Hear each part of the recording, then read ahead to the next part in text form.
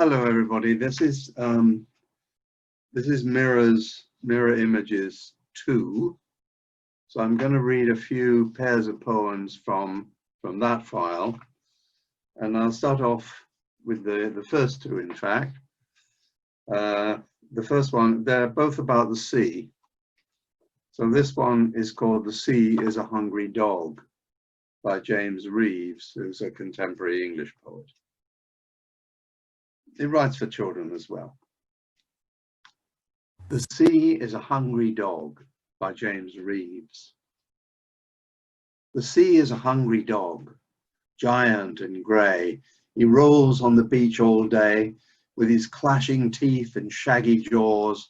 Hour upon hour, he gnaws the rumbling, tumbling stones. And bones, bones, bones, bones, the giant sea dog moans, licking his greasy paws. And when the night wind roars and the moon rocks in the stormy cloud, he bounds to his feet and snuffs and sniffs, shaking his wet sides over the cliffs, and howls and hollows long and loud. But on quiet days in May or June, when even the grasses on the dune play no more their reedy tune, with his head between his paws, he lies on the sandy shores, so quiet, he scarcely snores. The second poem, also about the sea, is by Kofi Awanur, who is a Ghanaian writer, and he comes from a place called Kita. And Kita is one of those places on the Atlantic coast of Africa which is being eaten away by the sea. The whole town is being gradually, the houses are being eroded. And so his poem is called "The Sea Eats the Land at Home." At home, the sea is in the town, running in and out of the cooking places, collecting the firewood from the hearths and sending it back at night. The sea eats the land at home. It came one day at the dead of night, destroying the cement walls, and carried away the fowls, the cooking pots and the ladles. The sea eats the land at home. It is a sad thing to hear the wails and the mourning shouts of the women, calling on all the gods they worship to protect them from the angry sea. Aku stood outside where her cooking pot stood, with her two children shivering from the cold, her hands on her breasts, weeping mournfully. Her ancestors have neglected her. Her gods have deserted her. It was a cold Sunday morning. The storm was raging. Goats and fowls were struggling in the water, the angry water of the cruel sea, the lapping of the bark water at the shore, and above the sobs and the deep and low moans was the eternal hum of the living sea. It has taken away their belongings. Ardina has lost the trinkets, which were her dowry and her joy. In the sea that eats the land at home, eats the whole land at home. The second two poems are about the way that we pretend, or we become transformed, and people blame us for what we have become. The first one is by Elizabeth Jennings, called "Disguises." The way we disguise ourselves. Always we have believed we can change overnight, put a different look on the face, old passions out of sight, and find new days relieved of all that we regretted, but something always stays and will not be outwitted. Say we put on dark glasses, wear different clothes, and walk with a new, unpracticed stride. Always somebody passes undeceived by disguises. or the different way we talk. And we, who would have defied anything if it was strange, have nowhere we can hide from those who refuse to change. And the second one is by William Stafford, who's an American writer, called Judgments. And it's the way we look back on people, the way we were and the way we have become. I accuse. Ellen, you have become 40 years old and successful, tall, well-groomed, gracious, thoughtful, a secretary. Ellen, I accuse. George, you know how to help others. You manage a school. You never let fear or pride or faltering plans break your control. George, I accuse.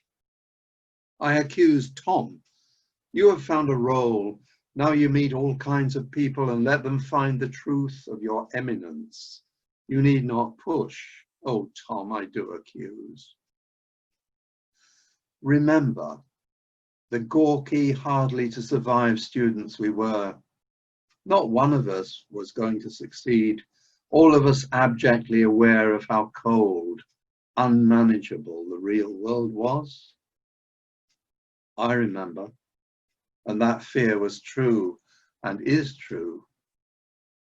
Last, I accuse myself, my terrible poise, knowing even this, knowing that then we sprawled in the world and were ourselves part of it. Now we hold it firmly away with gracious gestures like this of mine. We've achieved. I see it all too well, and I am accused, and I accuse. The third one from Mirrors 2, a pair of poems about strawberries. That might seem a rather unusual topic for a poem, but anyway, memories of special moments associated with strawberries. And the first one is by Edwin Morgan, and it's just called Strawberries. There were never strawberries like the ones we had that sultry afternoon, sitting on the step of the open French window, facing each other, your knees held in mine, the blue plates in our laps, the strawberries glistening in the hot sunlight. We dipped them in sugar, looking at each other, not hurrying the feast for one to come. The empty plates laid on the stone together with the two forks crossed, and I bent towards you, sweet in that air, in my arms, abandoned like a child, from your eager mouth, the taste of strawberries. In my memory, I lean back again. Let me love you. Let the sun beat on our forgetfulness. 1 hour of all the heat intense and summer lightning on the Kirkpatrick Hills. Let the storm wash the plates. And the second one is by Louis MacNeice. Most of his writing took place around the Second World War, but a very accomplished poet from Northern Ireland. It's called The Sunlight on the Garden. The sunlight on the garden hardens and grows cold. We cannot cage the minute within its nets of gold. When all is told, we cannot beg for pardon. Our freedom as freelances advances towards its end. The earth compels, upon it sonnets and birds descend, and soon, my friend, we shall have no time for dances. The sky was good for flying, defying the church bells and every evil iron, siren and what it tells. The earth compels. We are dying, Egypt, dying. And not expecting pardon, hardened in heart anew, but glad to have sat under thunder and rain with you, and grateful too for sunlight on the garden.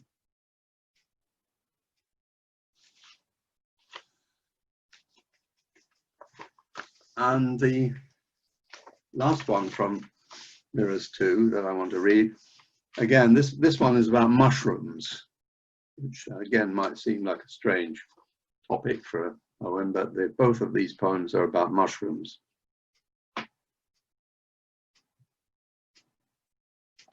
And the first one is by Sylvia Plath, which is called Mushrooms. Overnight, very whitely, discreetly, very quietly, our toes, our noses take hold on the loam, acquire the air. Nobody sees us, stops us, betrays us.